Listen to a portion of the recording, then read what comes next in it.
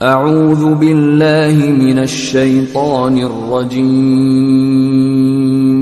بسم اللہ رب العالمین وبه نستعین والصلاة والسلام على رسوله الكریم اما بعد اعوذ باللہ من الشیطان الرجیم بسم اللہ الرحمن الرحیم یا ایہا الذین آمنوا اوفوا بالعقود احلت لکم بہیمۃ الانعام إلا ما يتلى عليكم غير محل الصيد وأنتم حرم إن الله يحكم ما يريد. معزز سامعین اور معزز سامعات، اللہ رب العالمین کا بے پایا شکر و احسان ہے جس کی توفیق سے الحمدللہ ہم رمضان المبارک کے مہینے کو عبادات میں لگا ہے۔ اللہ ہماری ساری عبادتوں کو قبول فرما لے۔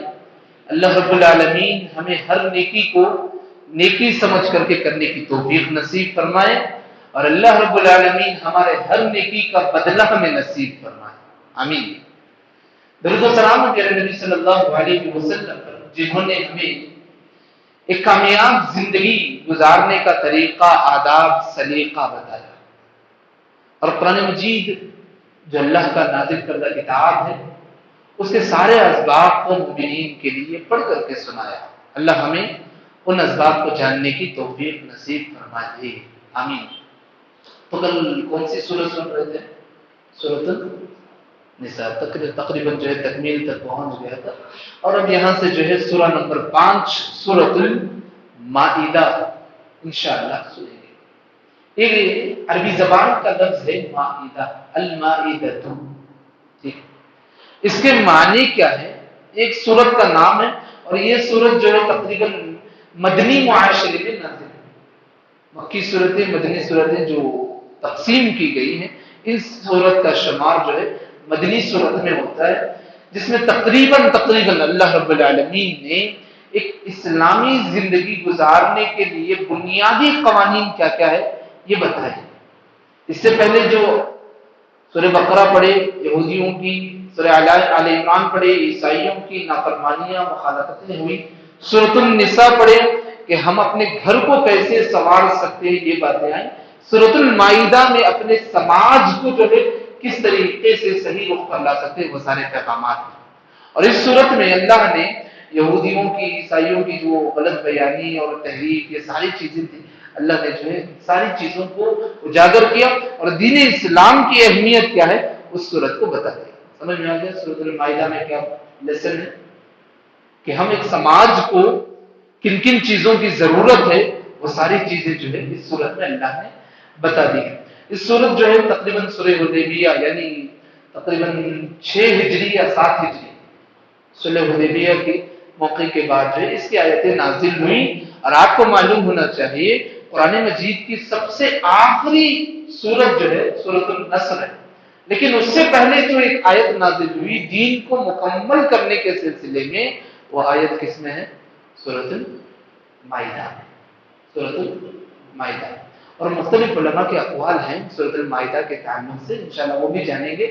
لیکن اس سورۃ المائدہ اور سورۃ آل عمران یا سورۃ النساء، یہ دونوں میں کیا ربط ہے؟ سورۃ النساء میں جو ہے خاندان، اپنا گھرانہ، اپنا خاندان کی جو تنظیم ہے اس کو کیسے تربیت کرنا، یہ بات ہے۔ میں نے کہا کہ انفرادی زندگی یعنی اپنے گھر کے ماحول کو، لیکن سورۃ المائدہ میں اجتماعی مسائل کا ذکر ہے۔ سماج کی برائیاں ہیں، سماج میں پھیلے ہوئے برائیاں ہیں، اس کی اصلاح کے لیے اللہ کا پیغام کیا ہے۔ اس سورت کا نام سورۃ المائدہ مشہور ہے، اور اس کے بہت سارے دوسرے بھی نام ہیں، جیسے کہ سورۃ العقود ہے، سورۃ العقود یعنی عہد و پیمان، وعدہ، کہ اللہ نے اس سورت کے شروع میں مومنین سے کہا اے مومنو تم وعدہ کرتے ہو، تم اس وعدے کی پاسداری کرو، وعدے کو مکمل کرو۔ اس لیے اس سورت کا نام کیا ہے؟ سورۃ العقود ہے۔ اور ایک نام سورۃ المائدہ، مائدہ کے معنی میں نے کہا کہ دسترخوان۔ اس سورت کو دسترخوان کیوں کہتے ہیں اس سورت کا نام؟ تو آپ کو معلوم ہونا چاہیے کہ کہ موسیٰ علیہ السلام بنی اسرائیل کو آسمان سے دسترخوان اور آسمان کی غذائیں نازل ہوتی تھی نہیں ہوتی؟ کیا تھا غذا کا نام؟ من و سلویٰ. تقریباً پرسوں 3-4 دن پہلے کے درس میں جو ساری تفصیلات ہے. تو اس سورت کا نام مائدہ اس لیے رکھا گیا کہ عیسیٰ علیہ السلام کو ماننے والے، عیسیٰ علیہ السلام کی مدد کرنے والے، کیا کہتے ہیں عیسیٰ علیہ السلام کے ساتھ جو ایمان لائے، ان کے ساتھ کھڑے ہوئے، کیا کہتے ہیں؟ حواریین. اس سے پہلے میں بولا تھا پیارے نبی کی جو تعلیمات کو سیکھے، عمل کیے، پیارے نبی کے جو اسٹوڈنٹ ہیں، شاگرد ہیں، انہیں کیا بولتے ہیں؟ صحابہ. اور عیسیٰ علیہ السلام کے جو شاگرد ہیں، ان کی باتوں کو ماننے والے کون ہیں؟ حواریین. تو حواریین نے عیسیٰ علیہ السلام سے مطالبہ کیا کہ جیسے موسیٰ علیہ السلام کو آسمان سے غذائیں نازل ہوتی تھی، ہمیں بھی چاہیے کوئی آسمانی دسترخوان. تو یہ واقعہ اس میں منقول ہے، اس لیے جو اس سورت کا نام کیا ہے؟ سورۃ المائدہ.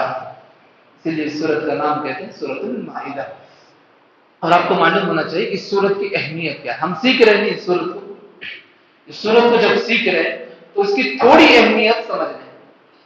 علماء نے ایک حدیث ہے کہ پیارے نبی صلی اللہ علیہ وسلم نے کہا من اخذ السبع الاول، یعنی قرآن کے جو 7 سورے ہیں، قرآن مجید کی شروع کے جو 7 سورے ہیں، اگر ان 7 سوروں کو کوئی بندہ قرآن کی آیت ترجمہ تفسیر سے اگر کوئی سن لیتا ہے، سمجھ لیتا ہے، اللہ کے نبی نے کہا وہ حبر، کہ وہ عالم دین ہے.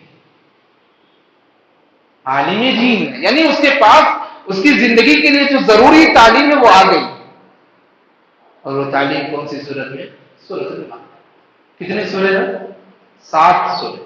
امام البانی علیہ الرحمہ ان 7 سوروں کے بارے میں لکھتے ہیں کہ وہ 7 سورے میں پہلی سورت سورۃ البقرہ. پڑھ لیے سورۃ البقرہ؟ الحمدللہ، اللہ ہمارے علم میں برکت نصیب کرے. دوسری سورت سورۃ آل عمران، سورۃ آل عمران یہ بھی پڑھ لیے، اللہ علم میں برکت نصیب فرمائے. تیسری سورت سورۃ النساء یہ بھی پڑھ لیے. ماشاءاللہ 7 سوروں میں سے تقریباً 3 سورے جو ہے سن لیے ہیں، پڑھ لیے ہیں. چوتھی سورت سورۃ المائدہ. 5ویں سورت سورۃ الانعام. اور پھر 6ٹھی سورت سورۃ الاعراف. 7ویں سورت سورۃ التوبہ. اس 7 سورتوں کے بارے میں امام البانی نے نقل کیا، پیارے نبی نے جو بتایا ہے یہ 7 سوروں کے تعلق سے جو بندہ علم حاصل کر لیتا ہے وہ صاحب علم کہتا ہے. اللہ ہم سب کو علم کے تقاضوں کو پورا کرنے کی توفیق نصیب فرمائے. اور ایک بات بتا دوں، یہ سورت سورۃ المائدہ، ابھی ہم آیت کو نہیں پہنچے، یہ سورت سورۃ المائدہ تورات اور زبور کی جگہ میں نازل ہوئی. تورات آسمانی کتاب ہے، زبور آسمانی کتاب ہے، انجیل آسمانی کتاب ہے، صحیفے آسمان کے جو نازل ہوئی وہ بھی ہے. آپ کو معلوم ہونا چاہیے وہ ساری کتابیں جو منسوخ ہوئی، پورے کتابیں پورے صحیفوں کا منسوخ کردہ، اس کے بعد جو ناسخ کلام آیا کیا ہے وہ اللہ کا کلام قرآن مجید. اللہ کے نبی صلی اللہ علیہ وسلم نے کہا مجھے تورات کی جگہ 7 بڑی صورتیں عطا کی ہیں. کون سی 7 بڑی صورتیں؟ ابھی جو ترتیب سے ہم جانتے ہیں. تو یہ صورت کن کی جگہ میں نازل ہوئی؟ تورات کی جگہ. اسی طریقے سے پیارے نبی نے کہا زبور کی جگہ 100 آیتوں والی صورت عطا ہوئی. جن جن صورتوں میں 100 آیتیں ہیں وہ ساری صورتوں کو ہم جمع کریں گے، وہ صورت کی فضیلت یہ ہے کہ زبور کے بدلے میں یہ صورتیں نازل ہوئی ہیں. انجیل کی جگہ 7 مثانی عطا کی گئی اور مجھے مفصلات کے ساتھ ساری تفصیلات دی گئی. یہ حدیث ہے، صحیح حدیث ہے، مسند احمد میں ذکر ہے. تو ہمیں معلوم ہونا چاہیے اس صورت میں وہ بنیادی تعلیمات ہے جو ہر بندے مومن کو جاننا بہت ضروری ہے. اللہ ہم سب کو ان بنیادی تعلیمات کو جاننے کی توفیق نصیب فرما دے. اس آیت اب تک جو پڑھ رہے تھے ہم، الف لام میم الحمدللہ رب العالمین، ایسے ہی کلمات سے شروع ہوتے تھے. لیکن یہ سورت کی آیت کیا ہے؟ یا ایھا الذین آمنو، اے ایمان والو، اوفوا بالعقود، وعدے کی پاسداری کر لو، وعدے کی پاسداری کر لو۔ یہ اللہ کا کیا ہے؟ حکم ہے، یہ اللہ کا حکم ہے۔ وعدہ کرنا اور مکر جانا یہ مومن کی نشانی نہیں ہوتی۔ اور اللہ نے یہاں ذکر کیا ہے، جیسے ہی اللہ نے کہا اے مومنو وعدے کی پاسداری کر لو، عہد کو پورا کرو، احلت لکم بہیمۃ الانعام، تمہارے لیے زمین کے چوپائے حلال کر دیے گئے، الا ما یتلی علیکم، قرآن مجید میں جو پڑھ کر کے سنایا گیا، سورہ بقرہ میں بھی باتیں آئی کہ اللہ نے حرام اتنی چیزیں کی ہیں، حلال یہ ساری چیزیں ہیں۔ اللہ نے کہا یہ سارے جانور تمہارے لیے حلال ہے، حلال کا استعمال کرو۔ اور دوسری بات، حلال اور حرام یہ کون طے کرتا ہے؟ کیا انسان اپنی ضروریات کو، اپنی خواہشات کو سامنے رکھ کر کے طے کر لے سکتا ہے؟ نہیں۔ حلال اور حرام یہ دونوں وہ چیزیں ہیں جو انسان کی فطرت میں کون سا فائدہ مند ہے، کون سا نقصان ہے۔ اچھا، انسان کی فطرت میں، اب انسان کی فطرت میں کوئی چیز ہے تو سب سے بہتر جاننے والا انسان کی فطرت کون ہے؟ جس نے انسانوں کو بنایا، اور جس نے انسانوں کو بنایا وہ کہہ رہا ہے کہ تمہارے لیے جو ہریالی کھاتے ہیں، چوپائے ہیں، وہ سارے کے سارے حلال کر دیے، وہ سارے جانور حلال ہے تمہارے لیے۔ اور اللہ رب العالمین فیصلہ کرنے والا ہے، ان اللہ یحکم ما یرید، اللہ فیصلہ کرنے والا ہے، ہم نہیں۔ ہم اپنی خواہشات سے کسی کو حلال، کسی کو حرام، کسی کو ایسا، کسی کو ویسا، اپنی منمانی کریں گے، لیکن یہ دستور پورے انسانیت کے لیے، پورے سماج کے لیے، پورے سماج کے لیے جو چیز فائدہ مند ہو وہی جانتا ہے جو پورے سماج کو جنم دیا ہو، پیدا کیا ہو، تخلیق کی، وہ اللہ کی ذات ہے، وہی حلال اور حرام۔ اسی طریقے سے اللہ نے کہا ہاں چلو یہ ساری چیزیں تمہارے لیے حلال ہے، رہی بات تم حج کے لیے نکلتے ہو، تم اپنے آپ کو بچائے رکھو، شکاری میں مت جاؤ۔ حج کے ایام میں احرام باندھ لیے، احرام باندھ کر کے بھی شکار کرنا یہ درست نہیں، اللہ نے روکا، ایسے موقع پر جو ہے تم شکاری مت کرو۔ اور زندگی کے معاملات میں ایک دوسرے کے بھائی ہو، تم ہر نیکی کے کام میں ایک دوسرے کا ساتھ۔ یہ پورے درس کی آیتیں ہم کبھی سنتے ہیں، تعاونوا علی البر والتقوی ولا تعاونوا علی الاثم والعدوان، سال بھر کے کئی کانفرنسوں میں، درسوں میں، لیکن ترتیب سے جو نازل ہوئی ہیں قرآن کی آیتیں، یہاں اللہ نے سورہ مائدہ میں وہ باتیں رکھی ہے کہ نیکی کا حکم دو، تقوی کو کرنے والوں کے ساتھ ان کا مدد کرو، ان کے معاون ثابت ہو جاؤ۔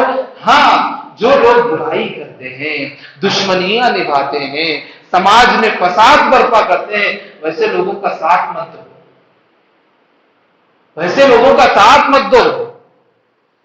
تمہیں لوگوں سے ڈرنا نہیں ہے، سماج سے ڈرنا نہیں ہے، اللہ نے کہا واتقوا اللہ، اللہ سے ڈر جاؤ، اللہ سے ڈر جاؤ۔ اس کے بعد اللہ نے کہا حرمت علیکم المیتہ، تمہارے لیے مردار، ایک اور بار ذکر سورہ بقرہ میں گزر چکا، لیکن مومن کی یاد دہانی کے لیے ایک اور بار اللہ نے ذکر کیا کہ جو مردہ جانور ہے تمہارے لیے حرام ہے، خون ہے تمہارے لیے حرام ہے، خنزیر کا گوشت ہے تمہارے لیے حرام ہے۔ اور اسی طریقے سے اللہ کا نام لیے بغیر کسی انسان، کسی جانور، کسی شیطان کا نام لے کر کے کسی جانور کو ذبح کرتے ہیں، وہ بھی تمہارے لیے جائز نہیں۔ اسی طریقے سے کوئی جانور گر گیا ہے، زخمی ہو گیا ہے اور بدحال ہو گیا ہے، اپنی موت مر گیا ہے، وہ بھی تمہارے لیے حرام ہے۔ کوئی جانور کسی جانور کو سینگ سے مار دیا ہے، سینگ سے حملہ کر دیا ہے، اسی زخم سے جو ہے وہ بیمار ہوا، اسی زخم سے تڑپتے ہوئے مر گیا، وہ بھی تمہارے لیے حرام ہے۔ اللہ نے کہا یہ سارے حرام ہیں، ہاں جانور بیمار ہو گیا۔ اور اسی طریقے سے اللہ نے کہا وما اکل السبع الا ما ذکیتم، اگر کوئی درندہ کسی پر حملہ کر دے، کوئی درندہ، شیر ہو یا ہمارے سماج میں کتے بہت زیادہ، بکری پر حملہ کر دیے ہیں، پورا ایک دم جو ہے نوچ کھا گئے ہیں، اور اسی درد میں بکری مر گئی ہے کہ درندے نے اس پر حملہ کیا۔ تو ایسے سارے جاندار اللہ نے کہا تمہارے لیے نقصان دہ ہے، تمہارے لیے حرام ہے۔ ہاں علما رکھئی تم گچے تو اس کو پاکیزہ یعنی پاکیزہ کر لو۔ پاکیزہ کیا ہے؟ بیمار تھا، کمزور تھا، لاغر تھا، لیکن اس کو کیا کیے؟ صاف کر کے، یا اسے صحت مند یا نہیں تو کچھ درست نہیں ہوا، بسم اللہ کہہ کر کے اس کو ذبح کر دیا، پاک ہو گیا۔ اللہ کا نام جہاں آتا ہے وہاں جو ہے پاکیزگی ہوتی ہے۔ علما رکھئی اور اسی طریقے سے اللہ تمہارے گھروں میں ایسے کھانے آئیں گے جو کسی تھانوں پر کسی غیر اللہ کے ناموں پر ذبح ہو گئے ہوں گے۔ وَأَن تَسْتَقْسِمُوا بِالْأَزْلَامِ، یا قسمت کو آزمانے کے لیے کوئی جانور ذبح کیا ہوگا۔ یہ پورے غلط اور حرام لقموں سے اپنے آپ کو بچا کر کے اللہ نے کہا یہ ساری باتیں ہیں، اللہ سے ڈرو۔ اور یہ آیت اللہ نے نازل کی جس کو پیارے نبی نے سارے اصحاب کے سامنے اعلان کیا، الیوم اکملت لکم دینکم، آج کا وہ دن ہے جس دن کو اللہ نے دین کو مکمل کر دیا ہے تمہارے لیے۔ دین مکمل ہو گئی، کیا کیا چیزیں ملی دین مکمل ہونے پر؟ اللہ نے کہا وَأَتْمَمْتُ عَلَيْكُمْ نِعْمَتِي، جتنی میری نعمتیں ہیں بندوں کے لیے مکمل ہو گئی، تمام کر دی۔ نمبر 2 وَرَضِيتُ لَكُمُ الْإِسْلَامَ دِينًا، سلامتی والا جو طریقہ ہے اس پر بندہ چل گیا تو ہم رضامندی مل جائے گی۔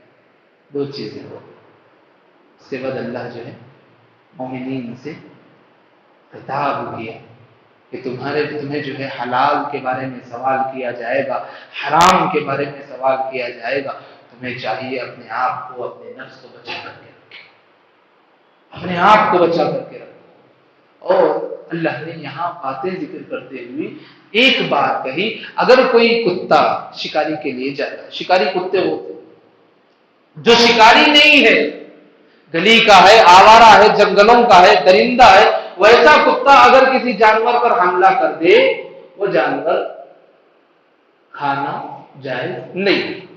ہاں اگر کوئی کتا ایسا ہے جس کو شکار کرنے کا طریقہ بتایا ہے، اللہ نے کہا اگر وہ کتا تمہارے لیے غذا فراہم کرتا ہے اس کو تم اللہ کے نام پر ذبح کر کے استعمال کر سکتے۔ یہاں مسئلہ ہمیں معلوم ہو گیا، ٹھیک ہے، کہ اگر شکاری کتا لے کر آیا تو وہ کھانا جائز ہے نہیں، نارمل جنگلی کتے ہیں، درندے ہیں، ویسے جو ہے ان کا جھوٹا ناپاک ہے، نہیں کھانا چاہیے۔ بھائی ایک نقطے کی بات یہاں کیا ہے، کتا بذات خود کتا ہے، لیکن علم کی وجہ سے اس کا رتبہ بدلتا ہے۔ شکاری کا ہنر اگر سکھایا گیا ہو، اس کتے کا جھوٹا ہو کھانا جائز ہے، لیکن اس کے پاس شکاری کا طریقہ نہ ہو، جانوروں کی طرح شکار کرنے کا اس کے پاس ادب بھی نہ ہو، اسے شکار کرنے کی ٹریننگ نہ دی جائے، اس کا جھوٹا کھانا جائز ہے۔ بھائی کتا بذات خود کتا ہے، لیکن اللہ نے یہاں تفریق بہت باریکی سے بیان کی کہ اس کے پاس اگر علم آ جائے، اس کے پاس اگر جو ہے ہنر آ جائے، اس کا جھوٹا کھا سکتے ہیں۔ بھائی اس تعلق سے سلسلے میں مفسرین لکھتے ہیں، بہت سارے لوگوں نے اس پر قلم بند کیا۔ ایک نقطہ سے سمجھا کر کے آگے بڑھ جاتا ہوں کہ کتا بذات خود کتا ہے، علم کی وجہ سے اس کا مقام بڑھ جاتا ہے، تو کیا انسانوں میں اگر علم میں آگے بڑھ جائے تو ان کا مقام نہیں بدل سکتا، رتبہ نہیں بدل سکتا، سماج میں ان کا جو ہے رہنا سہنا نہیں بدل سکتا، سب بدل جائے گا۔ بہت پیاری مثال ہے جی، اللہ ہم سب کو صاحب علم بنا۔ اس کے بعد اللہ نے کہا اے ایمان والو، جب تم کھڑے ہوتے ہو نماز کے لیے کھڑے ہو گئے، فاغسلوا وجوہکم، تو یہاں اللہ نے بڑے پیار سے پورے وضو کے طریقے کو بتا دیا۔ اپنے چہرے کو دھو، اپنے ہاتھ کو دھو، کوہنیوں تک دھو، اپنے سر کا مسح کرو، اپنے پیر کے جو ہے پنڈلیوں تک، ٹخنوں تک جو ہے مکمل طریقے سے دھو لو، اور تم جنبی ہو گئے طہارت حاصل کرو، مریض ہو گئے، سفر پر ہے، یا تم جو ہے استنجا کر لیے، یا تمہیں نہانے کی یا وضو کرنے کی ضرورت پڑ گئی، تم پاک مٹی لے لو، لے کر کے اپنے چہرے پر مارو۔ آج یا کل یا پرسوں یہ سبق ہم پڑھے تھے تیمم اور طہارت کے سلسلے۔ بھائیوں ایک یہاں ابھی بات گزری تھی 2-4 دن پہلے ایک صورت میں، پھر وہ بات دہرائی گئی ہے۔ بتاؤ طہارت کے سلسلے میں اسلام کتنا پابند ہے کہ ایک مومن کو پاکیزہ رہنے کی تعلیم دیتا ہے۔ یہ طہارت ہے، اسی لیے کہا گیا الطہور شطر الایمان۔ اللہ نے ایک وجہ بتائی، تمہیں طہارت دی جا رہی ہے، بار بار پاکیزگی کی تعلیم دی جا رہی ہے۔ کیوں دی جا رہی ہے؟ ما یرید اللہ لیجعل علیکم من حرج، تمہیں تکلیف میں حرج میں مبتلا کرنا یہ کوئی ارادہ نہیں ہے۔ ارادہ کیا ہے؟ ولکن یرید لیطہرکم، ارادہ یہ ہے کہ تم پاکیزگی اختیار کرو، تم پاک ہو جاؤ۔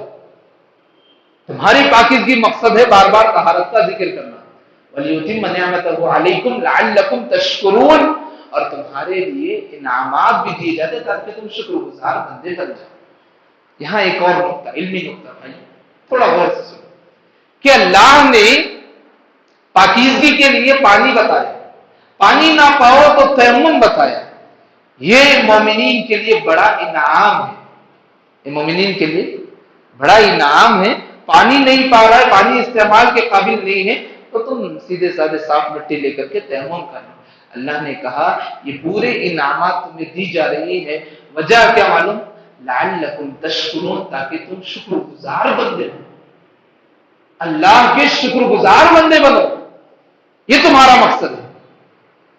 ہم کیا کرتے ہیں؟ پانی مل گئی، نہ پانی کی قدر، پانی وافر مقدار میں مل گیا ہے، اس کا اسراف۔ اور آپ کو معلوم ہونا چاہیے وضو کے سلسلے میں 3 سے زائد بار اگر کوئی کرتا ہے وہ بھی جرم کرتا ہے، کیونکہ شیطان اس کو زائد کروا کر کے اسراف کے راستے پر لے گا۔ تو اللہ نے یہ طہارت کے بارے میں کہہ دے گا تاکہ تم اللہ کے شکر گزار بندے بنو، یہ ہمارا مقصد ہے۔ تمہیں بار بار نہلا کر کے دھلا کر کے صاف ستھرا رکھ کر کے تکلیف دینا مقصد نہیں ہے، تمہیں پاک رکھنا یہ ہمارا مقصد ہے۔ اللہ ہمیں جسمانی پاکیزگی بھی نصیب فرمائے، روحانی پاکیزگی بھی نصیب فرمائے۔ اس کے بعد اللہ نے کہا انصاف کو تھامے رکھو، انصاف کے راستے پر چلو، اللہ پر بھروسہ کرو، اسباب پر زیادہ بھروسہ نہ کرو۔ توکل کس پر کرو؟ اللہ پر کرو۔ آج ہمارا کیا ہو گیا؟ کوئی کام کیے، اسباب اختیار کر لیے، اسباب پر زیادہ توکل ہمارا ہوتا ہے۔ اسباب اختیار کرنا یہ ایک طریقہ ہے، لیکن توکل اور بھروسہ کس پر؟ اللہ پر ہونا چاہیے۔ اللہ نے یہ ساری باتیں یہاں بیان کی ہیں۔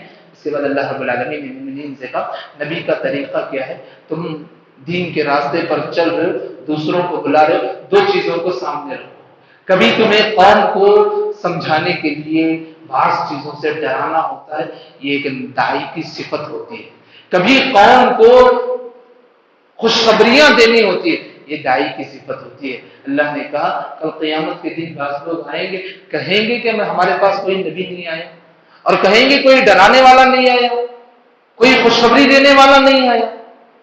آج ہم دعوت کا کام کر رہے ہیں تو ہمیں چاہیے ہماری دعوت میں ایک طرف خوشخبریاں بھی ہو، ایک طرف عذابات سے ڈرانا بھی ہو۔